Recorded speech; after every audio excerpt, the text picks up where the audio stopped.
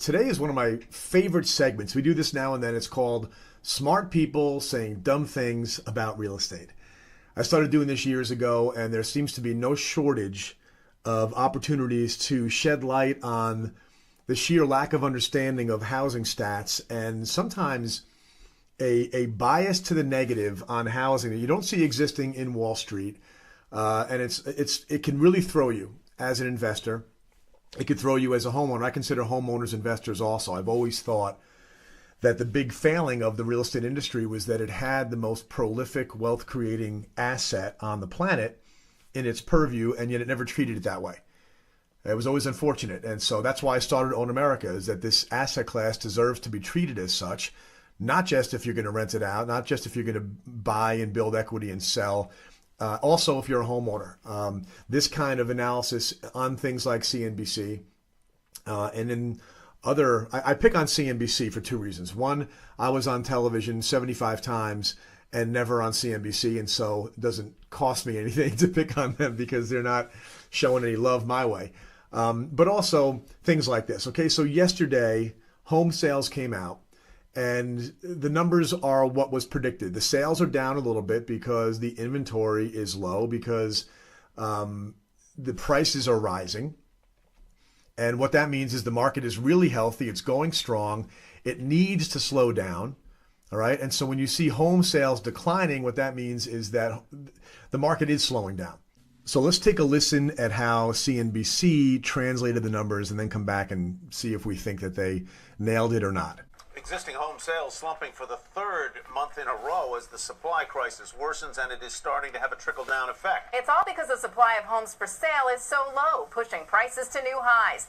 Even current homeowners looking to move up are having trouble finding anything affordable. Liz Chamberlain and her husband went through several bidding wars before they finally got this house, and they had to bid high for it. They were able to afford the new one by doing some math on the old one. We ran the numbers. I literally made a spreadsheet and ran all the different options. It made the most financial sense for us to keep our house in DC, rent it out, and buy here. So what you're hearing described is a real estate market that is healthy, in an economy that is healthy, where people are moving up. The story goes on to explain they decided to keep their other house.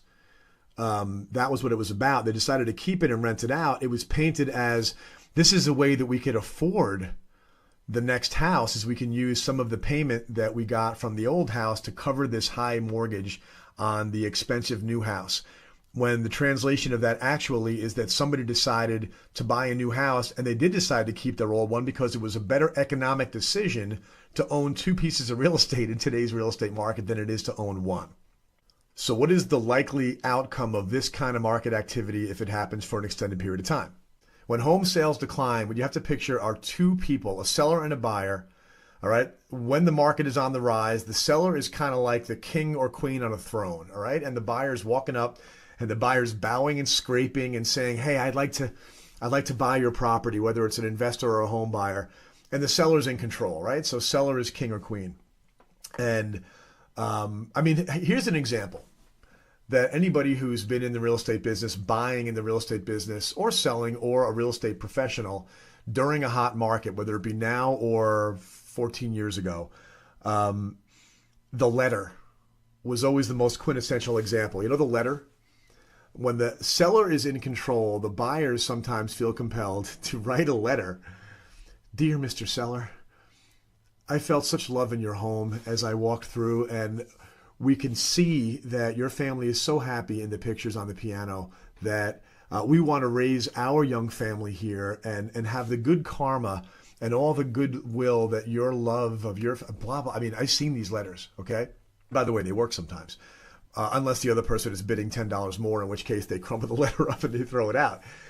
But the point is that when the market is lopsided, you see, in this case, when sellers are in too much control and the buyers are chasing, the prices drive up. Well, they drive up to a point where affordability, which everybody would have you believe is the only important metric now in the housing market. Affordability is low. That means things are bad, when actually affordability is low when things are good in the economy because prices are being driven up. But when affordability is low and then home sales begin to slow down, that means the buyers are getting off their knees in front of the king or queen and saying, I'm not going to bow and scrape and beg anymore, and I'm not going to pay your prices either. Okay, that is exactly what's supposed to happen in a friction-free market when the supply and demand, when it's tilted one direction, it doesn't usually go that way forever. Okay, that's the cycle. The cycle everybody talks about, that what goes up must come down, is nonsense when it comes to home prices. The cycle is when the seller's in too much control and then things tilt. If the buyers get too much in control, the sellers wind up capitulating. Think of it this way. When the market is rising, the buyers are climbing over each other to get the house, right? You heard them talk about in that CNBC clip about how they lost a few bidding wars on the buy side, all right? So buyers are climbing over each other and they're increasing their bids. There's a bidding war going on for a property. When the market crests, if it goes the other way, when the sellers begin to capitulate, what it looks like is a reverse bidding war. The sellers are outbidding each other by being more reasonable on their prices, accepting a lower price, because as soon as the houses stay on the market a little bit longer, the sellers that need to get moving tend to conclude that, let me accept this offer, and the prices flatten out. But so long as population is growing, which it is in droves, so long as employment is strong, so long as the economy overall is at least chugging along, forget about being on fire and cranking, just chugging along in a healthy way, so long as those fundamentals are in place, home prices don't go down unless they're messed with. Okay? And we've talked about this before. 10 years ago, it got messed with. There was such a hankering to get more and more and more people to be homeowners that they relaxed the lending standards and gave people outsized budgets in the form of blank checks from the lender saying, hey, you thought you wanted to buy a $350,000 house. Well, guess what? You can now buy a $475,000 house. Here's a blank check. Go find it. And that created the drive of prices, and that overinflation of prices due to that one fact.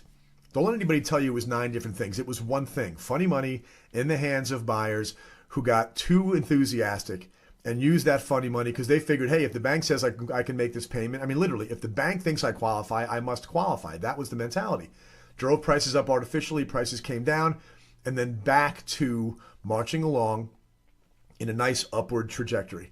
But the big point here is that for whatever reason, they are going out of their way, twisting themselves into knots to figure out how to spin this stuff negative. So I'm looking at a headline right here. Southern California home sales crash, a warning sign for the nation. Well, no, they didn't crash. Home sales are down 11.8%. As I've said, that's a healthy thing if you're worried about prices being too high. So if yesterday you were worried about prices being too high, and today home sales decline, you should be like, whew, good news. Everybody's calming down a little bit, right? But they don't see it that way. They just flip the headline. Now it's home sales crash. When you hear Southern California home sales crash, you think that the market is now declining, but it's not. It's declining for people who sell real estate. It's not declining for people that own real estate. Then the second part of it, a warning sign for the nation. No, it's not. No, it's not. There's plenty of things that happen in California that never make it to Texas. Right? I met a person in Texas once who I asked that question. Why didn't Texas have a big housing crisis? And the person answered like this, said, look, we do not fall into fads very quickly. The latest fashion trend to hit Texas was jeans and boots, he told me. The idea that it's a warning sign, it's not a warning sign, it's a healthy sign. The idea that it applies to the rest of the country is nonsense, but the important thing is you have to protect your optimism.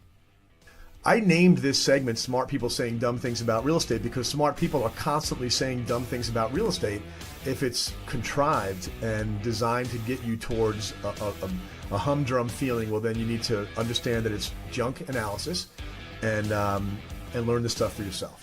I think one of the biggest takeaways for me with all of this is always going to be make sure that we're objective in our criticism and make sure that we're really paying attention to what's going into our brain. Otherwise, we're going to be swayed improperly. So think before you speak. Always a good idea.